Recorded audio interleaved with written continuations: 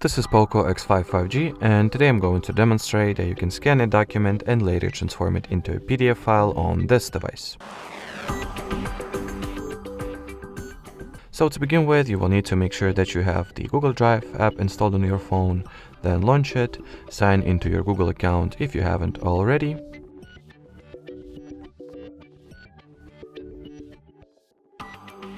Well, I want to use another Google account. Then at the app itself, to your bottom right tap this plus sign, go for the scan option, grant Google Drive the camera permission, then take whatever is the document that you wanted to take the scan of and try to make as good of a picture as you can. Then if you are satisfied with the result, proceed. At the following interface you can crop your image and trim off some extra edges or some imperfections in the photo.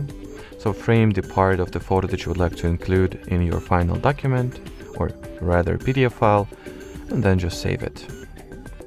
And once this little file gets uploaded to Drive,